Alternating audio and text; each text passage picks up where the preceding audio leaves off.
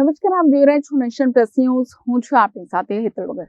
ડેડિયાપાડા વિધાનસભા મત વિસ્તારના ધારાસભ્ય ચૈતર વસાવાએ આસામની આદિવાસી મહિલા ઉપર થયેલ અત્યાચાર સંદર્ભે અત્યંત આક્રમકતાથી અવાજ ઉઠાવ્યો હતો, જેને પરિણામે આમ આદમી પાર્ટીનો વ્યાપ વધે એવા આસાર સેવાઈ રહ્યા હતા. તારીખ 9મી એપ્રિલના રોજ આસામ વિધાનસભાની ચૂંટણી યોજાનાર છે, જેનું પરિણામ તારીખ 4મી મેના રોજ આવશે.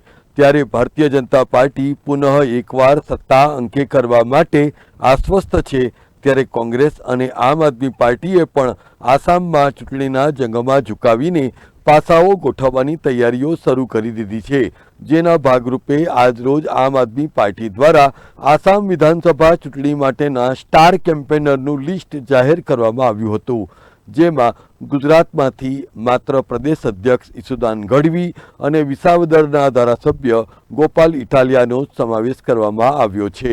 ત્યારે સૌ કોઈ માટે અચરજનો વિષય છે કે ચૈતર વસાવા જેવા આક્રમક નેતાનું નામ સ્ટાર પ્રચારકોની યાદીમાંથી કેમ બાકાત કરી દેવામાં આવ્યું છે. અત્રે નોંધનીય છે કે ચૈતર વસાવા અને તેમના સમર્થકો દ્વારા આસામમાં મહિલાને નિર્વસ્ત્ર કરીને પરેડ કરાવવાના મામલે અત્યંત આક્રમકતાથી પ્રચાર કર્યો હતો. જો કે આમ આદમી પાર્ટીએ આદિવાસી નેતાને આસામમાં પ્રચારથી અળગા રાખ્યા છે. ત્યારે ખુદ આમ આદમી પાર્ટીની અંદરનો જ એક પક્ષ સ્પષ્ટપણે માને છે કે જો આદિવાસી નેતા તરીકે ચૈતર વસાવાનો સમાવેશ આસામ ચૂંટણી પ્રચાર માટે કરાયો હોત તો નિશ્ચિતપણે એનો ફાયદો આમ આદમી પાર્ટીને થયો હોત. જો કે આ સમગ્ર મામલે અંબાજીથી લઈને ઉમરગામ સુધીની સભાઓ ગજવીને આ મામલાને જોરશોરથી ઉઠાવનાર ચૈતર વસાવાનો ઉપયોગ થયો હોવાનો પણ ગણગણાટ થઈ રહ્યો છે. ત્યારે આપના સંગઠનના નેતાઓના જણાવ્યા અનુસાર આગામી દિવસોમાં સ્થાનિક સ્વરાજ્યની ચૂંટણીઓ ગુજરાતમાં આવનાર હોવાથી ચૈતર વસાવાનું નામ બાકાત રાખવામાં આવ્યું છે.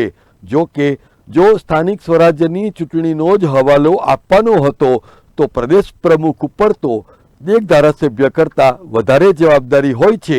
ત્યારે ઈસુદાન ગઢવીનું નામ પણ જ્યારે સ્ટાર પ્રચારકોના લિસ્ટમાં સામેલ છે, ત્યારે ચૈતર વસાવાનું નામ કાઢીને પાર્ટીના જ કેટલાક તકવાદી નેતાઓ દ્વારા સ્કોર સેટલ કરવામાં આવ્યો હોવાના પણ આક્ષેપો થઈ રહ્યા છે. Bureau report, nation plus news, Vadodara. સમાચારોના સતત અપડેટ મેળવવા માટે અમારી નેશન પ્લસ ન્યૂઝની યુટ્યુબ ચેનલને સબસ્ક્રાઇબ કરો, બેલ આઇકન દબાવો અને જોડાયેલા રહો ફેસબુક, ઇન્સ્ટાગ્રામ અને ટ્વિટર પર.